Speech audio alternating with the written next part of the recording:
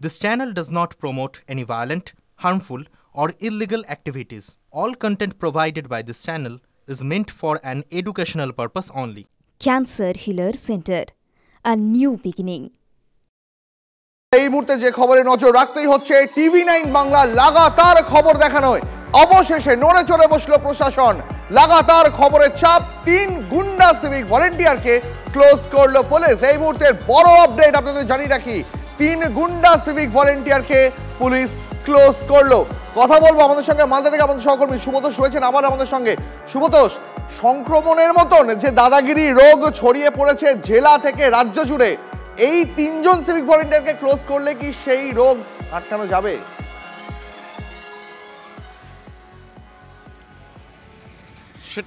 এই প্রশ্নের উত্তর তো খুব স্বাভাবিকভাবেই মানে হ্যাঁ বলা হয়তো যাবে না। কারণ হচ্ছে যে এই রোগটা এমন একটা মানে সংক্রমণটা এমনভাবে ছড়িয়ে যাচ্ছে যে বা ছড়িয়ে গেছে অলরেডি, যে সেটা শুধুমাত্র এই 3 সিভিককে ক্লোজ করলে কি হবে, ওদের চাকরি গেলেই বা কী হবে। কারণ এতে এই রকম নিদর্শন তো বারবার উঠে এসেছে।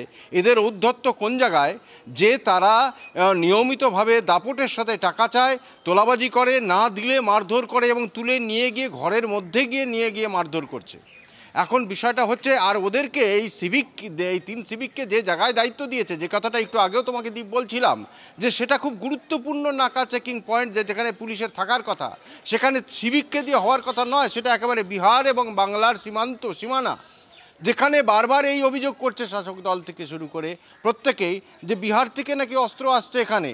তো যদি মালদায় বিহার থেকে অস্ত্র আসে, মুঙ্গের থেকে অস্ত্র আসে, তো তাহলে বিহারের সেই সীমানায় সিভিককে দেওয়া হয়েছে দায়িত্বে। আর যে সিভিক গরু বোঝাই করা গাড়ি আটকাচ্ছে এবং তার কাছে টাকা চাইছে, তো এই বিষয়টা এমন একটা পর্যায়ে, তো ফলে 3 জন সিভিককে ক্লোজ করে কী লাভ এখনো পর্যন্ত। তবে যাই হোক, যে এখন এই এত দীর্ঘ সময় পর 3 জন সিভিককে অবশেষে ক্লোজ করা হয়েছে। সেখান থেকে তাদেরকে তুলে নিয়ে এসে ডেকে পাঠানো হয়, তাদেরকে জিজ্ঞাসাবাদ করা হয়। টানা ঘটনার বর্ণনা শোনে পুলিশ আধিকারিকরা, হরিশ্চন্দ্রপুর থানার আইসি থেকে শুরু করে অন্যান্যরা তাদের কাছে পুরো ঘটনার বিবরণ শুনেছেন এবং ইতিমধ্যেই তাদেরকে ওই দায়িত্ব থেকে ওখান থেকে সরিয়ে দেওয়া হয়েছে। আপাতত তাদেরকে কোনো দায়িত্বে রাখা হয়নি। বুঝতে পেরেছি সুব্রতোষ, আপাতত অনেক ধন্যবাদ তোমাকে। 3 জন গুন্ডা সিভিককে তো ক্লোজ করা হয়েছে, কিন্তু এই শাস্তি কোটানকোট, এই শাস্তি কি রাজ্যের বাকি যে সিভিকদের দাদাগিরিতে কোথাও একটা শৃঙ্খল পড়াতে পারবে?